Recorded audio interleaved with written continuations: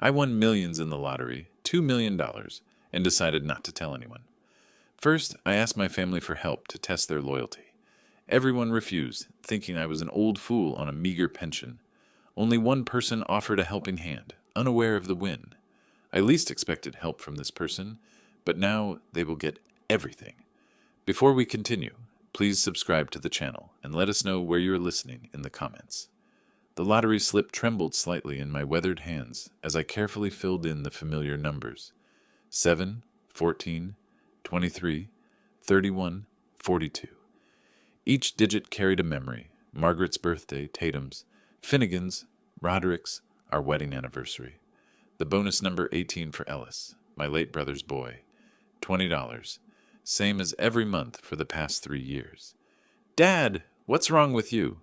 Tatum's voice cut through the autumn air before her car door even slammed shut. I folded the ticket carefully, sliding it into my shirt pocket, as her heels clicked angrily across the wet driveway. The screen door burst open without a knock. I saw you at Miller's Corner store. She stood in my kitchen doorway, mascara smudged, her salon uniform wrinkled. $20, Dad? 20 whole dollars while I'm canceling appointments because I can't afford gas?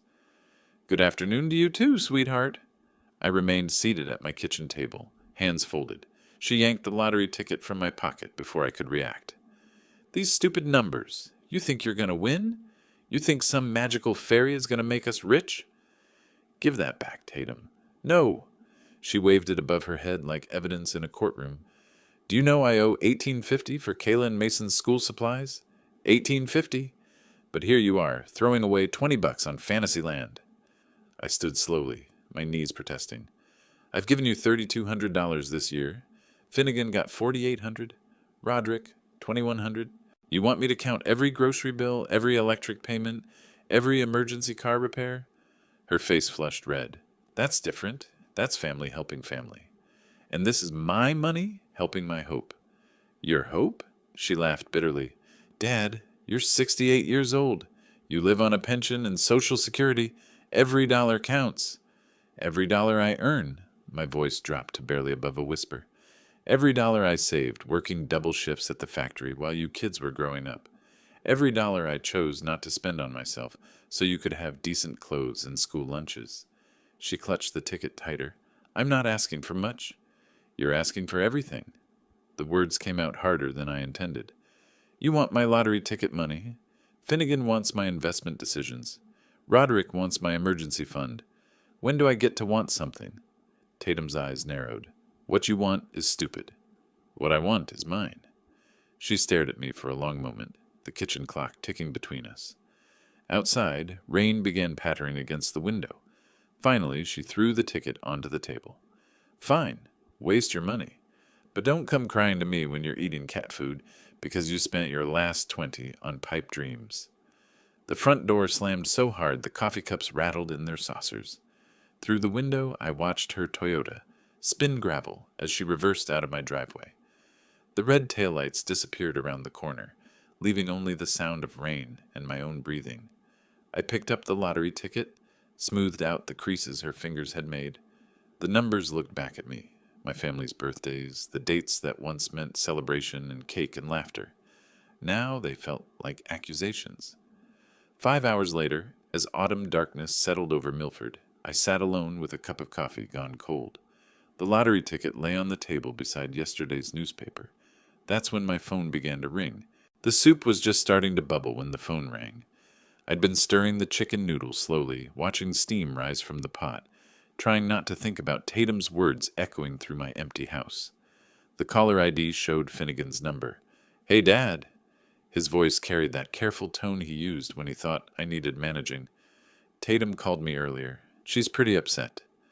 I set down the wooden spoon and leaned against the counter. I imagine she is. She said you bought another lottery ticket today. $20. That's correct. A pause. I could hear keyboard clicking in the background. He was still at his office downtown, probably working late on some project that would prove how indispensable he was to his company. Dad, we've talked about this before. $20 might not seem like much, but it adds up. That's $240 a year. Over 5 years, that's $1,200.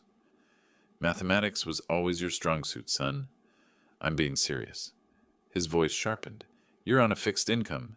Every expense should be carefully considered. I gripped the phone tighter. Like the $7,300 in credit card debt you couldn't cover last year? The debt I paid off so your credit wouldn't be ruined? Silence. Then, that was different. That was an investment opportunity that didn't pan out. And this is my investment in hope. Hope doesn't pay bills, Dad.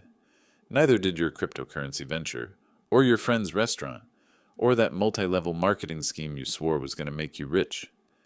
Those were calculated risks based on market research. No. I turned off the burner under the soup. Those were gambles. Just like this lottery ticket. The only difference is, I admit what mine is. Finnegan sighed dramatically. Look, I'm not trying to control your life. I'm trying to help you make smart financial decisions. Mom always said, don't. The word came out sharper than I intended. Don't use your mother to justify treating me like a child. That's not what I'm doing, isn't it? You call me up, lecture me about $20, while I send you $400 every month for your so-called emergencies.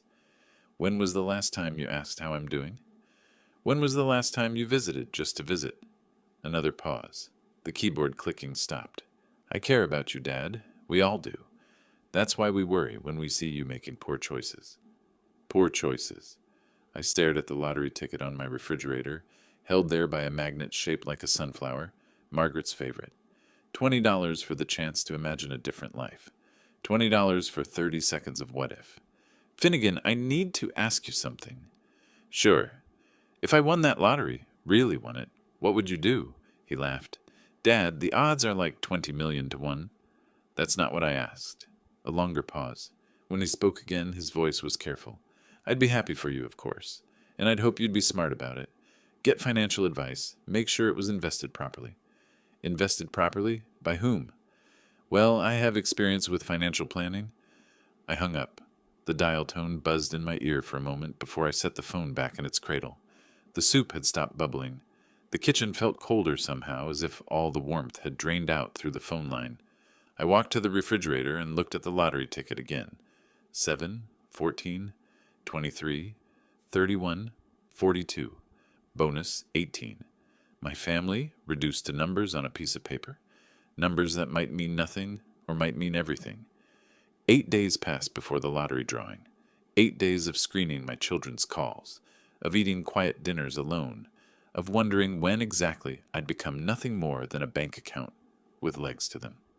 Thursday evening found me in my recliner, the TV remote balanced on my knee, flipping between channels with no real purpose. The house felt larger at night, shadows stretching from corners where Margaret's furniture used to sit. I'd sold most of it after she passed.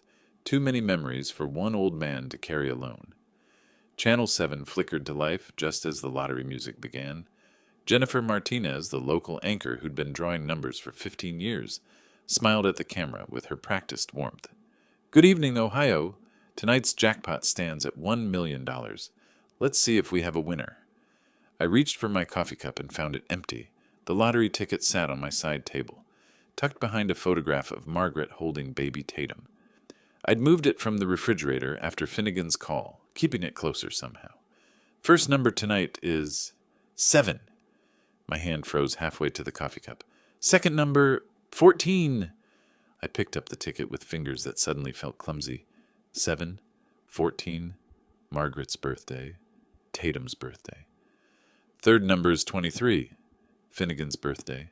I held the ticket closer to the lamp, comparing the printed numbers to the ones Jennifer Martinez was calling. This couldn't be happening. Fourth number, 31, Roderick's birthday. My heart hammered against my ribs like it was trying to escape. I read the ticket again, then again, certain I was making a mistake. Fifth number tonight is 42, our wedding anniversary. October 22nd, 1982.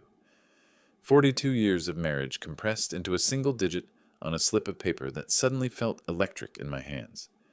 And tonight's bonus number, 18, Ellis, my nephew's birthday. The boy I barely knew but loved anyway, the son of my brother who died too young. I'd added 18 on impulse 3 years ago, thinking families should stick together even on lottery tickets. Jennifer Martinez was saying something about checking numbers carefully. about claiming procedures, about how winners had 180 days to come forward, but her voice sounded like it was coming from underwater. I stood up too fast and nearly dropped the ticket. $1 million. I walked to the kitchen on unsteady legs and spread the ticket flat on the counter under the bright overhead light. 7, 14, 23, 31, 42, bonus 18. The numbers stared back at me, innocent as rainfall. I'd chosen these numbers because they meant family. Birthdays and anniversaries, the dates that marked our lives together. Margaret would have laughed at the irony. The family that had spent 2 days this week telling me I was stupid for buying lottery tickets had just made me a millionaire.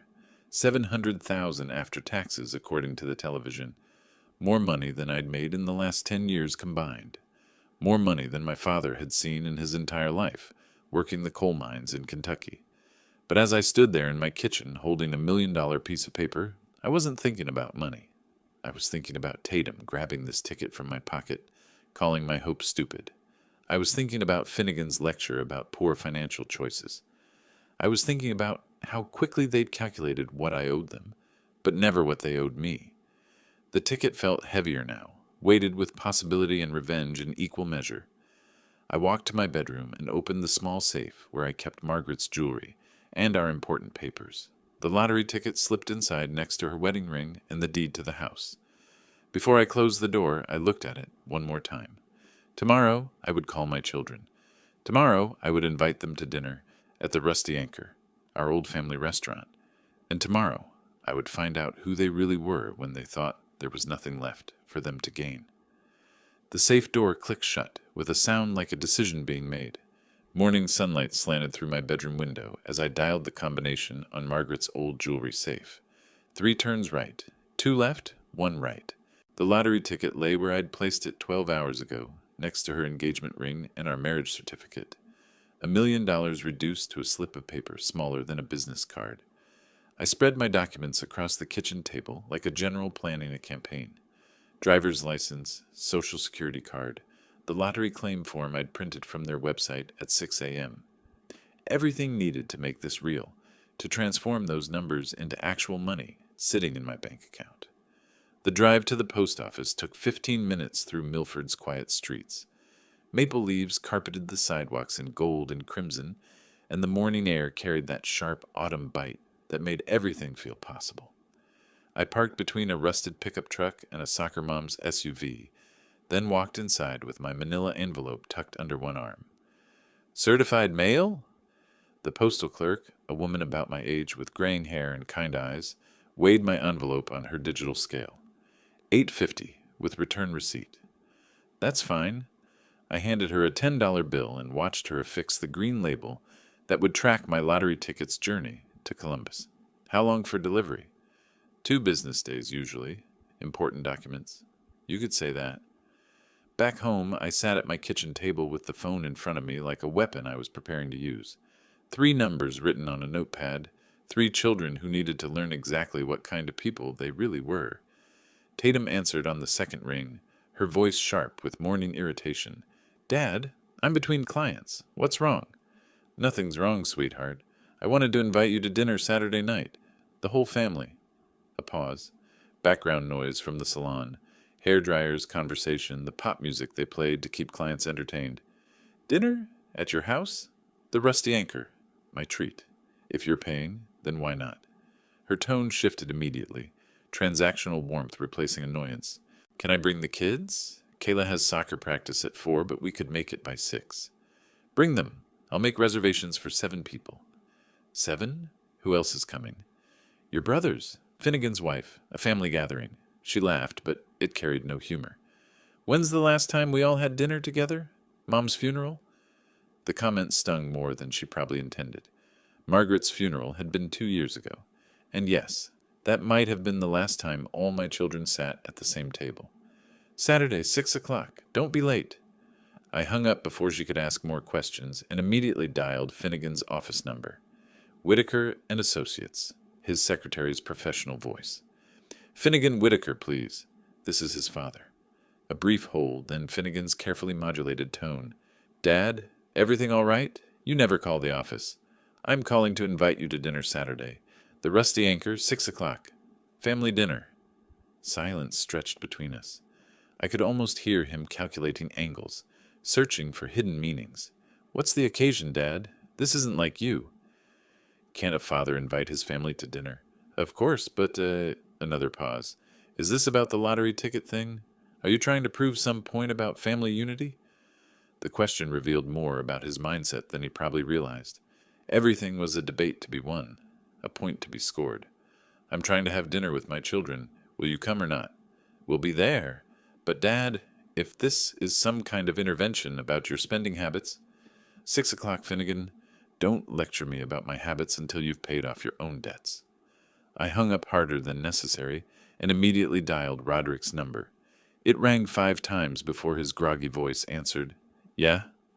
It's your father. I'm inviting you to dinner Saturday night. Dinner?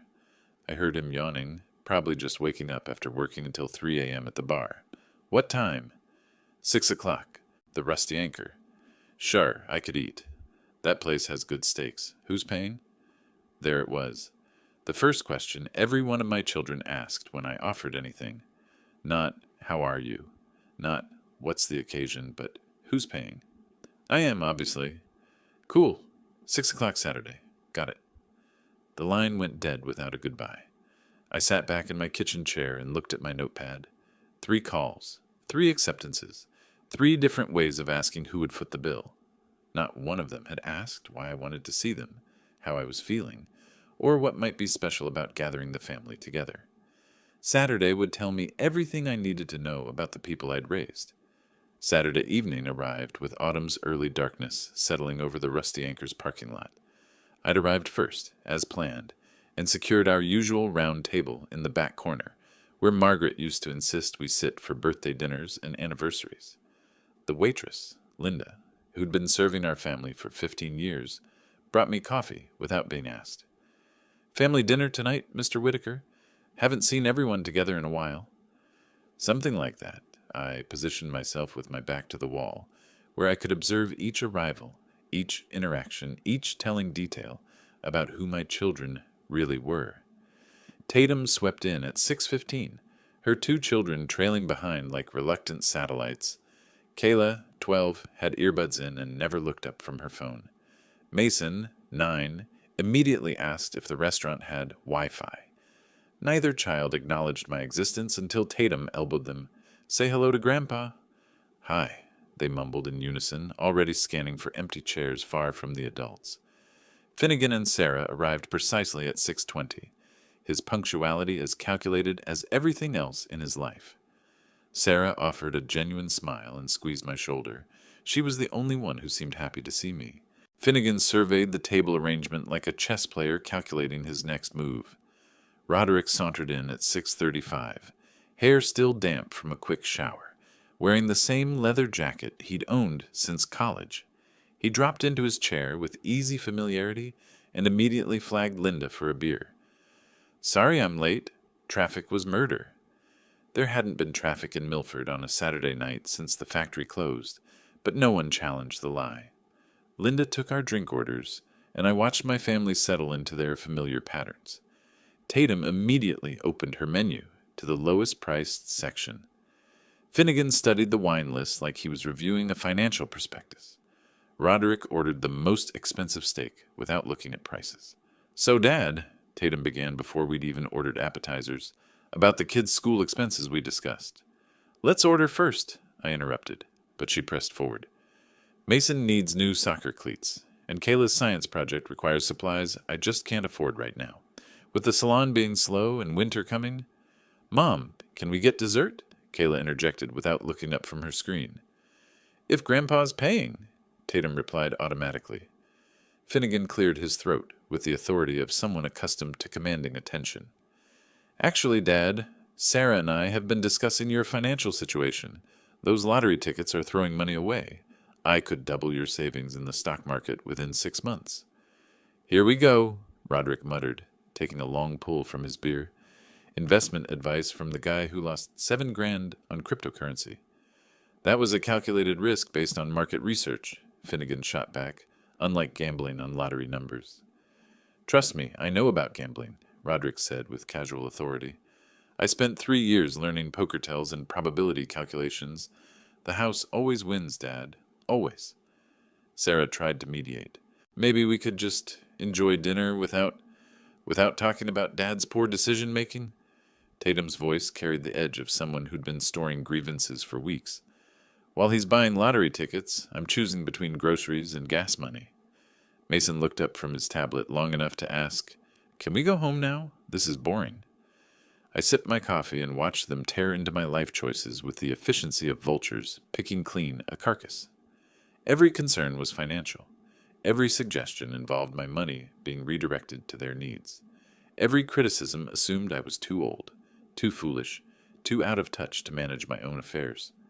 The main courses arrived, and the conversation shifted to complaints about their jobs, their debts, their endless need for help that somehow always traced back to my wallet. Roderick mentioned rent troubles. Finnegan hinted at business expansion opportunities requiring capital. Tatum calculated aloud how much her children's Christmas would cost. Not once did anyone ask about my health, my loneliness, my memories of their mother.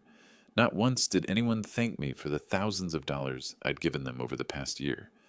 They spoke about me like I was absent, debating my competence and my resources, as if I couldn't hear every word. When Linda brought the check, I pulled out my credit card with hands that felt steadier than they had in months. My children watched with the focused attention of auditors reviewing expense reports.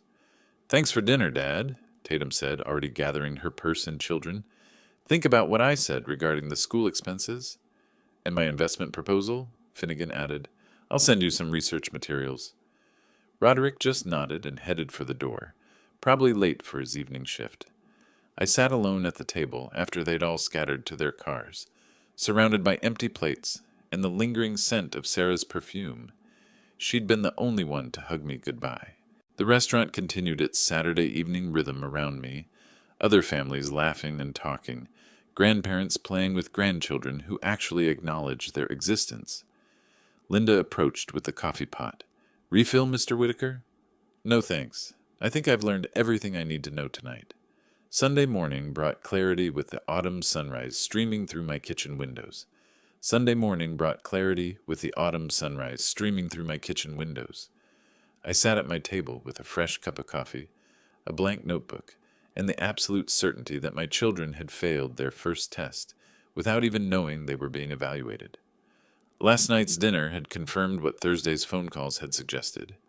My 3 children saw me as nothing more than a convenient bank account with occasional withdrawal privileges.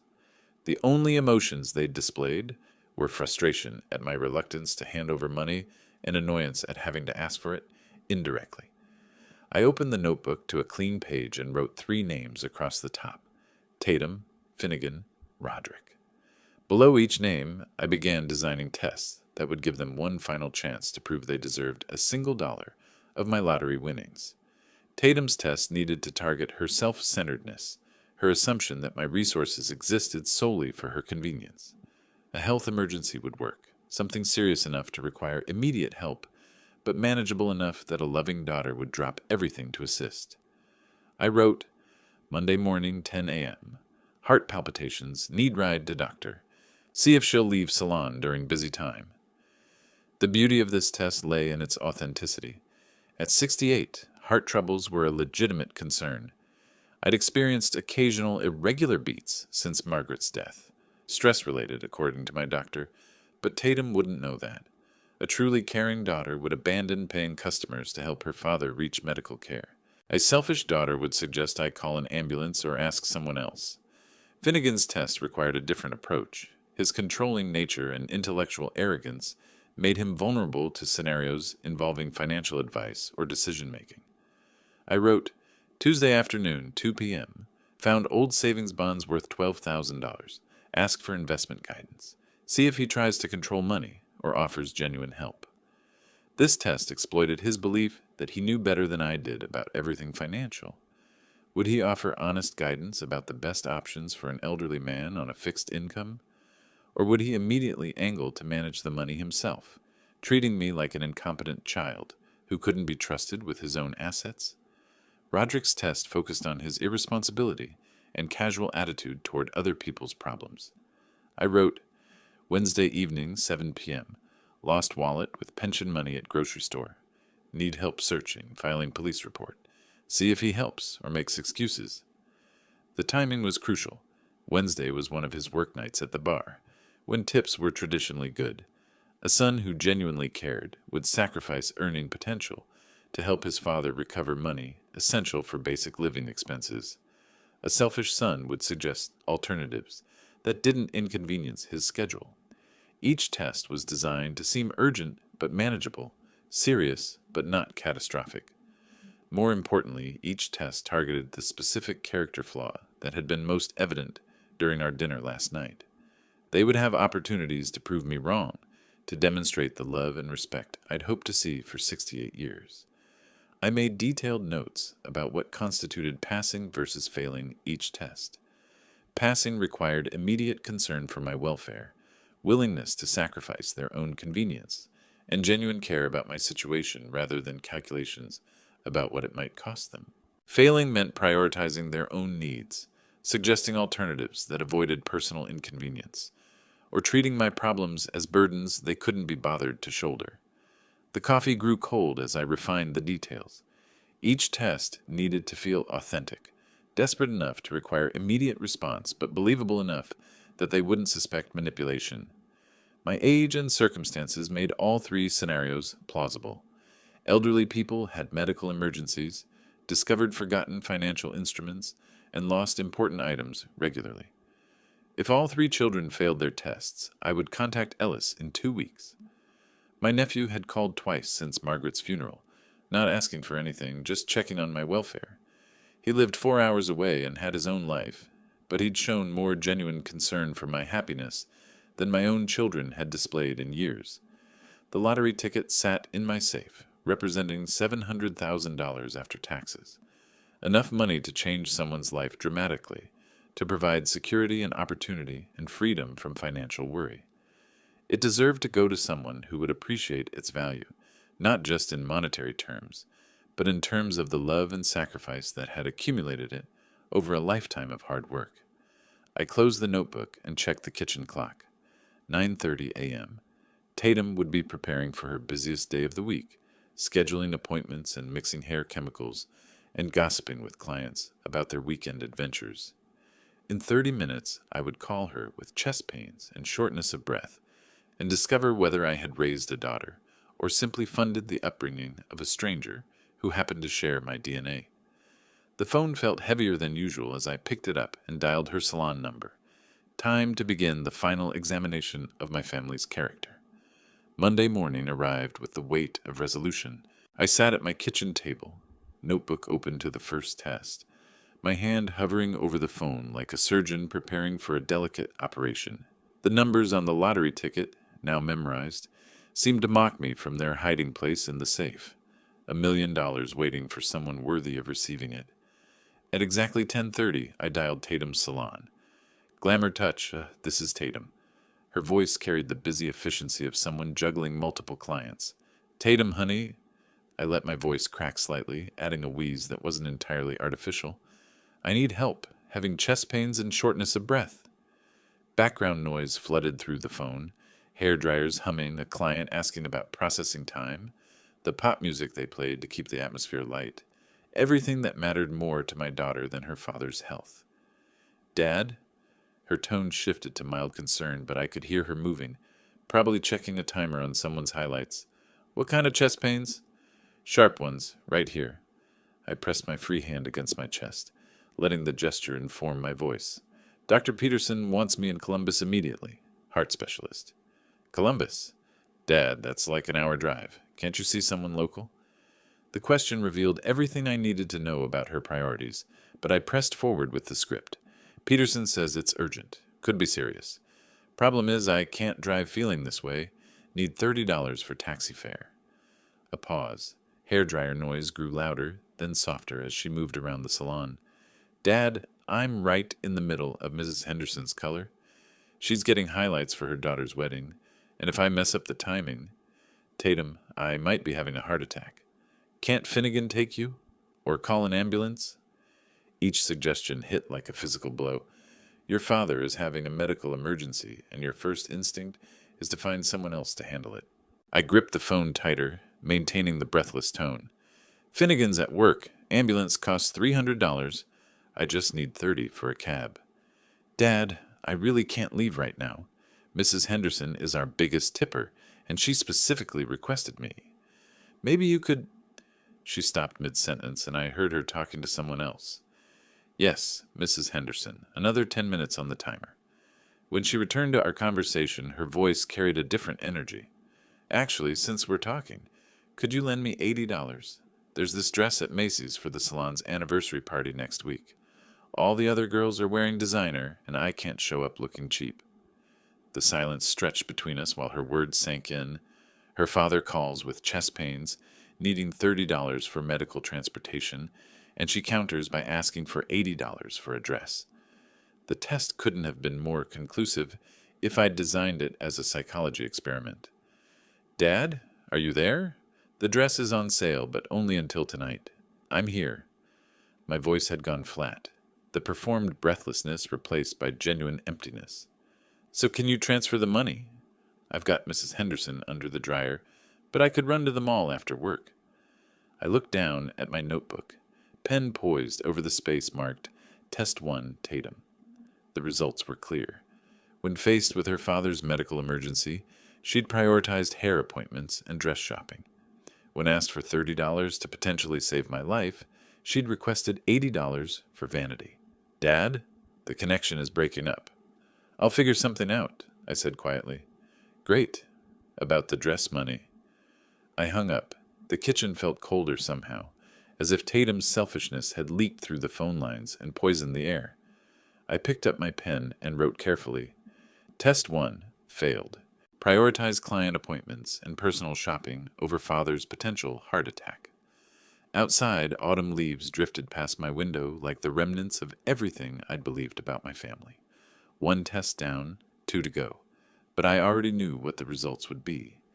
Tuesday afternoon brought the second test, and with it, the systematic destruction of any remaining illusions about the people I'd raised. Tuesday afternoon brought the second test, and with it, the systematic destruction of any remaining illusions about the people I'd raised. I spread old bank statements and investment papers across my desk, creating the perfect backdrop for confusion about modern financial options. At 4:20, I called Finnegan's office. TechFlow Solutions, Finnegan speaking. His voice carried the crisp professionalism of someone comfortable with authority. Son, I'm confused about all these investment options. I let uncertainty color my words, playing the befuddled elderly man perfectly. Could use your expertise. Of course, Dad. What's going on? I heard keyboard clicking in the background, the subtle multitasking of someone accustomed to handling multiple priorities simultaneously. I have some savings sitting in a basic account, earning nothing. Interest rates are terrible. All these commercials about cryptocurrency and stocks. I trailed off, the perfect picture of an overwhelmed senior citizen. The keyboard clicking stopped. How much are we talking about, Dad? Not, what are your financial goals? Not, what's your risk tolerance? But, how much money? The question every greedy advisor asks first. Well, I've been careful over the years. Saved a bit here and there. I kept it deliberately vague, watching how his interest would escalate with perceived opportunity. Dad, I need specifics to help you properly. Are we talking thousands? 10,000? More? Possibly more. I could practically hear his mental calculator spinning. That's why I need advice. These investment websites are confusing. Listen, Dad. His voice shifted to lecture mode, the tone he used when explaining technology to people he considered intellectually inferior. Basic savings accounts are financial suicide. Inflation eats away at your purchasing power daily. I know, son. That's why I called you. Here's what we'll do. Give me control of the account, and I'll move everything into a diversified cryptocurrency portfolio. I could triple your money in 6 months. There it was. Not education, not guidance, but an immediate power grab. The same controlling instinct that had driven him to lecture me about lottery tickets was now focused on controlling assets he'd just learned existed. Control of the account? I let confusion creep into my voice. I thought you'd just give me advice. Dad, you don't understand modern investing. It requires constant monitoring, split-second decisions. You can't expect to manage complex financial instruments at your age.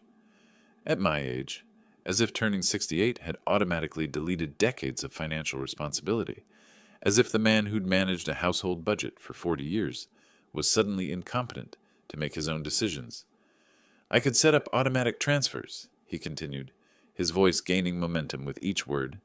Power of attorney for investment decisions.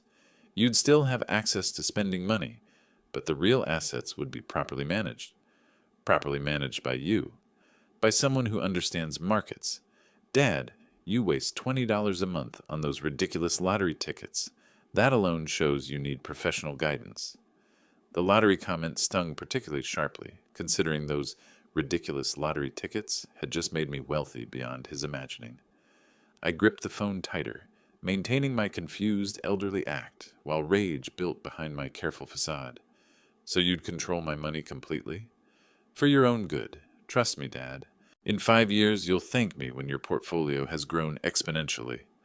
I looked down at my notebook, already knowing what I'd be writing. Test 2, designed to measure whether my son would help or manipulate, had revealed exactly what I'd suspected. Given the opportunity to educate his father about investing, Finnegan had immediately attempted to seize control of my assets. I need to think about this, I said slowly. Don't think too long. Market opportunities don't wait for indecision. Even his final comment was pressure, the classic sales technique of artificial urgency designed to prevent careful consideration. I'll call you back, I said, and hung up before he could apply more pressure. I opened my notebook and wrote, Test 2, failed. Attempted to gain control of father's assets under guise of financial expertise. Immediate manipulation, no genuine education offered. 2 tests completed, 2 failures documented, 1 test remaining. Wednesday evening would bring the final confirmation of what I already knew. None of my children deserved a penny of my lottery winnings. Wednesday evening settled over Milford with the promise of final answers. I sat in my living room, the television murmuring local news at low volume, while I prepared for the last test. My notebook lay open beside me, 2 failed tests already documented in my careful handwriting. At 9:45, I dialed Murphy's pub.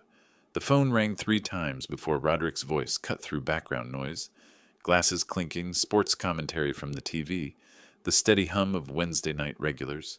Murphy's, this is Roderick. Son, I'm in trouble. I let genuine worry seep into my voice. Lost my wallet in Riverside Park today. Lost your wallet? I heard him moving, probably wiping down the bar while juggling the phone. That sucks, Dad. Cancel your credit cards yet? Don't have credit cards, but I had this week's pension money in there. $150. Bank can't replace the check until Monday. A pause. In the background, someone called for 2 beers and a whiskey. Hold on, Dad. I listened to him serving customers, the familiar ritual of drinks poured and money exchanged. When he returned, his voice carried a different tone. Sorry about that. Wednesdays are busy. Another pause. Dad, I'd help you out, but I lost big at poker last night. Down $300. $300. He'd gambled away twice what I needed, then admitted it without shame or apology. The irony was staggering. My son with a gambling addiction refusing to help his father because of gambling losses. 300? I let shock color my words. Roderick, you said you'd stop playing poker. I mostly have. This was just one bad night. Card games happen, you know. Sometimes you win, sometimes you lose. And last night you lost my week's grocery money. Come on, Dad. Don't guilt-trip me. His voice turned defensive, the tone of someone accustomed to deflecting responsibility. Could you sell those old tools in the garage? They're worth something. My tools. The wrenches and saws and hammers I'd collected over 30 years of fixing everything that broke in our house. He wanted me to sell the instruments of my life's work to replace money he'd thrown away at a poker table. Roderick, I need help, not suggestions for how to help myself. I know, but I'm tapped out right now. Someone called his name from across the bar. Listen, maybe you finally won something on those lottery tickets. Huh? The comment hit like a physical blow. There I sat, holding $1 million lottery ticket, listening to my gambling-addicted son mock my lottery habit, while refusing to help me recover pension money. The cosmic joke was almost too perfect to believe. The lottery tickets are a waste, he continued, echoing his siblings' constant criticism. But hey, maybe tonight's your lucky night. If only he knew. If only any of them knew that their foolish father had already achieved what they considered impossible. But their ignorance was revealing. Even faced with my emergency, Roderick's first instinct was to deflect responsibility and suggest alternatives that didn't inconvenience him. So you can't help? I asked quietly. Dad, if I had it, you know I'd give it to you. But 300 down is 300 down. I'm barely covering rent this month. Barely covering rent because he'd gambled away his income. The pattern was clear. Irresponsibility leading to financial crisis, then requesting help from the father he considered foolish for buying lottery tickets. I understand, I said, though understanding and accepting were entirely different things. Maybe hit up Finnegan. He's got that IT money. Pass the responsibility to someone else. Never accept accountability for your own choices. Never sacrifice for family when sacrifice might be inconvenient. I'll figure something out, I said. Sorry, Dad. Really. If my luck changes tonight, I'll call you. He hung up to serve another customer, returning to his evening of earning money he'd likely lose in the next poker game. I closed my notebook slowly, the final test complete. 3 children, 3 opportunities to demonstrate love over self-interest, 3 spectacular failures. Each test had been designed to require minimal sacrifice. $30, honest advice, or a borrowed $150. None of them had passed. But I knew someone who would. Ellis's phone number sat at the bottom of my contact list, added 2 years ago after Margaret's funeral. Tomorrow, I would call my nephew and discover what real family loyalty looked like. Thursday evening settled over my empty house like a shroud. I sat in my recliner, the notebook containing 3 documented failures closed on my lap, staring at the fireplace where Margaret and I used to sit on autumn nights like this. The silence felt heavier than usual, weighted with the knowledge that I had raised 3 strangers who happened to share my blood. The phone rang at 7:30, cutting through my melancholy like an unexpected lifeline. Uncle Harlan! Ellis's voice carried warmth I hadn't heard from family in weeks. The enthusiasm in those 2 words made something tighten in my chest. Ellis, son, good to hear from you. Mom mentioned some family stress when I called her last weekend. She said Tatum and the guys have been, demanding lately. You doing okay? I pressed the phone closer to my ear, struck by the genuine concern in his voice. When had any of my children asked if I was okay without first establishing what they needed from me? I'm managing. You know how it is with family. I do know, actually. That's why I'm calling. Papers rustled in the background, probably grading assignments. Uncle Harlan, you've always been too generous with everyone. Sometimes people take advantage of that. Take advantage. The phrase hit exactly where it needed to. 3 failed tests had proven that's precisely what my children had been doing for years. You might be right about that, Ellis. Look, I know it's not my place, and I'm way down here in Toledo. But if you need anything, money, help around the house, just company, I'm here. I could drive up this weekend. I stared at the closed notebook, then at the phone in my hand. Ellis was offering help without being asked, without knowing if there was anything in it for him, without calculating what it might cost him. Everything my own children had failed to do. That's very kind of you, son. It's not kindness, it's family. Real family. His voice carried conviction that reminded me of his father, my brother Tom. Uncle Harlan, I've always looked up to you. After Dad died, you were the one who made sure I had what I needed for college. Remember that? I did remember. $2,000 for Ellis's textbooks and dorm expenses, given without hesitation when Tom's insurance didn't cover everything. Ellis had written thank you letters for months afterward, updating me on his grades, his teaching aspirations, his gratitude for the opportunity. You paid that back, Ellis, every penny. Because you taught me that debts matter, that responsibility matters. But more than that, you showed me what love looks like. He paused, and I heard him moving around his apartment. I'm sorry my cousins don't see that. My cousins. Not his siblings, not his family.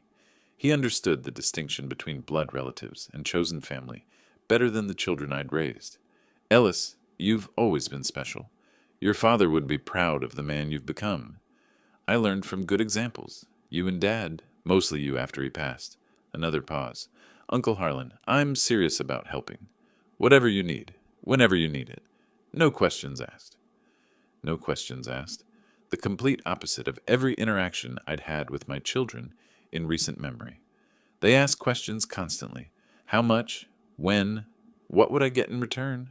Why couldn't I handle it myself? I appreciate that more than you know. Family takes care of family. That's what you taught me. After we hung up, I sat in my recliner for a long time, holding the phone and thinking about the conversation. Ellis had called not because he needed something, but because he'd heard I might. He'd offered help without conditions, asked about my welfare without calculations, and expressed genuine gratitude for past kindness instead of entitlement to future support. I opened my notebook and turned to a fresh page. At the top, I wrote, Ellis Whitaker, True Family. Below that, I began planning how to ensure that real loyalty would be rewarded. The lottery ticket in my safe wasn't just mine anymore. It belonged to someone who understood what family actually meant. A week later, I drove toward Columbus with documents that would change everything. A week later, I drove toward Columbus with documents that would change everything. The October morning carried the crisp promise of autumn's peak, golden sunlight slanting through my windshield as I navigated downtown traffic toward the Ohio Lottery Commission building. I parked in the government lot and walked through security with my manila envelope tucked under one arm like a businessman carrying contracts. The guard directed me to the third floor, where a receptionist with kind eyes and a professional smile verified my appointment. Mr. Whitaker, congratulations. Ms. Rodriguez will handle your claim. Maria Rodriguez looked about Finnegan's age, wearing a navy suit and the competent demeanor of someone who processed life-changing moments as part of her daily routine. Her office walls displayed framed lottery winner photos, ordinary people holding oversized checks, their faces bright with disbelief and joy. Please have a seat. Let's verify your winning ticket. I handed her the slip of paper that had caused so much family turmoil. She scanned it under a special light, checked the numbers against her computer system, and nodded with satisfaction. Confirmed.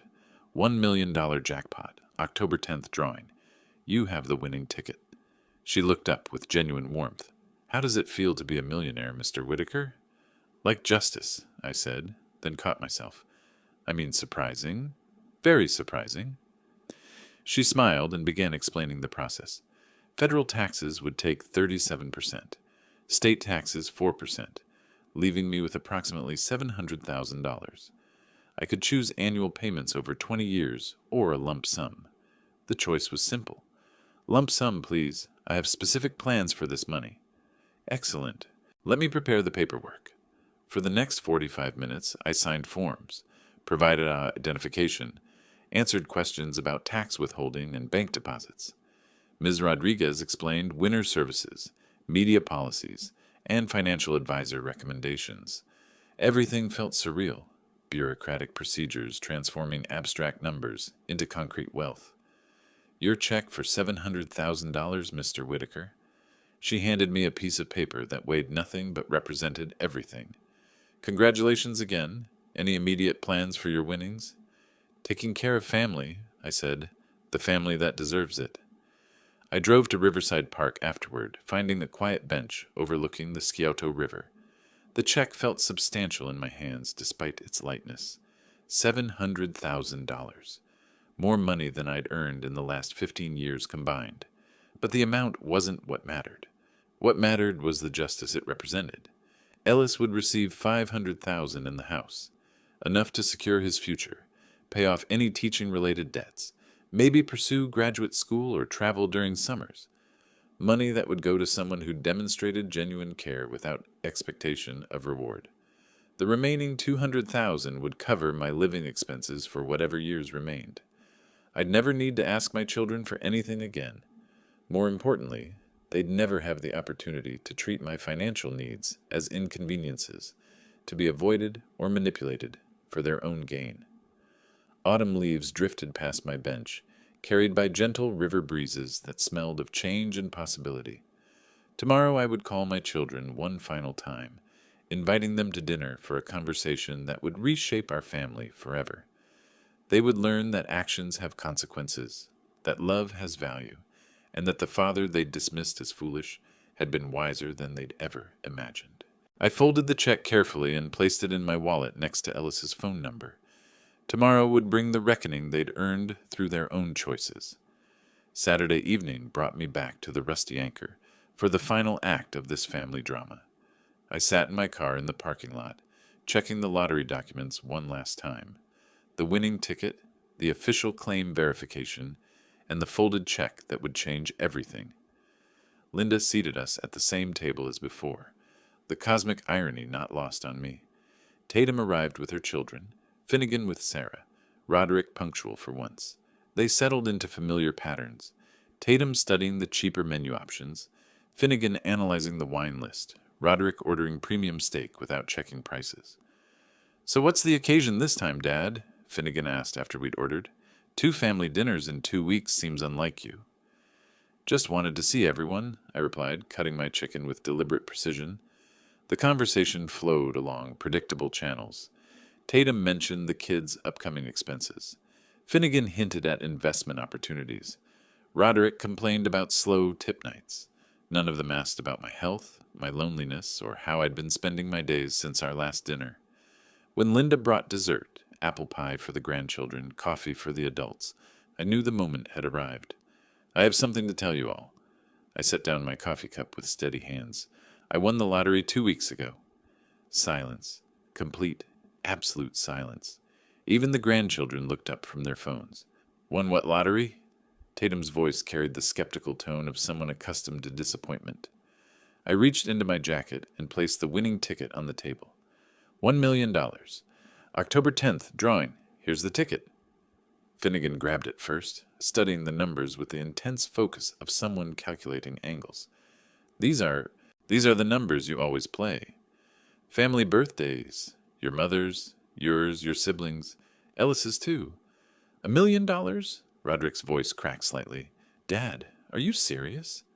I pulled out the lottery commission verification and the check, spreading them across the table like evidence in a trial. 700,000 after taxes. Right here. The transformation was immediate and predictable. Tatum's eyes filled with tears, not of joy for my good fortune, but of desperate calculation. Finnegan leaned forward with the aggressive posture of someone preparing to take charge. Roderick stared at the check with the focused attention of a gambler seeing his salvation. "Dad, this is incredible!" Tatum reached across the table as if to touch the documents. "We need to be smart about this. The kids' college funds, my mortgage." "Actually," Finnegan interrupted, "the priority should be proper investment strategy. Dad, you'll need professional financial management." "Hold on," I said quietly, and something in my tone made them both stop talking. "Before anyone starts planning how to spend my money, let me tell you about the past 2 weeks." I looked at each of them in turn. "I tested you. All 3 of you." Confusion flickered across their faces. Tatum, Monday the 14th.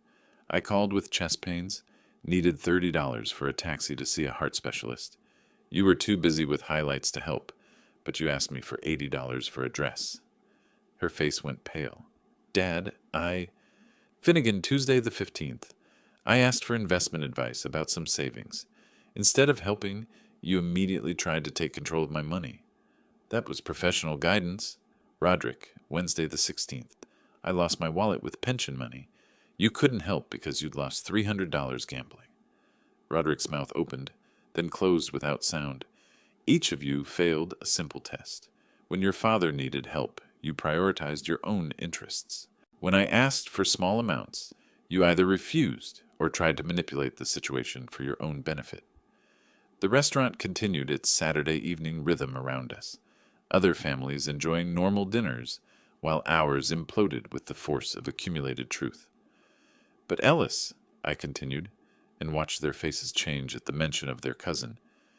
"Ellis called Thursday evening, no agenda, no requests, just checking on my welfare because he'd heard about family stress. He offered help without being asked. Money, time, company, whatever I needed. So?" Tatum's voice turned sharp with desperation. "He's not even your son." No, but he understands what family means. Real family. I stood up slowly. My decision crystallized into action. Ellis will receive $500,000 and the house. He's earned it through genuine care and respect. The explosion was immediate. Tatum began crying. Real tears this time, mixed with rage and desperation. Finnegan started calculating legal challenges, his voice rising with indignation about unfairness and manipulation. Roderick just stared at the table, understanding finally settling over his features like a slow-moving storm. Dad, you can't be serious, Tatum sobbed. We're your children. Children who treated me like a bank account with legs. Children who criticized my lottery tickets while planning how to spend my winnings. I pulled out my wallet and placed exact change on the table for my portion of the dinner. Ellis never asked for anything. That's why he deserves everything. Sarah, who had remained silent throughout the revelation, touched my arm gently. Mr. Whitaker, I understand you're hurt, but maybe... Sarah, you're a good woman. I'm sorry you're married to someone who sees his father as a financial resource instead of a person. I walked toward the restaurant exit without looking back, their voices rising behind me in a chorus of protests, accusations, and desperate bargaining. The autumn air felt clean after the suffocating atmosphere of family disappointment. In my car, I pulled out my phone and scrolled to Ellis's number. Time to call my real heir and share news that would change his life forever. Justice, it turned out, felt exactly like walking away from people who'd never deserved your love in the first place. If you liked this story, please like this video, subscribe to the channel, and share your impressions of this story in the comments. To listen to the next story, click on the box on the left. Thank you for watching.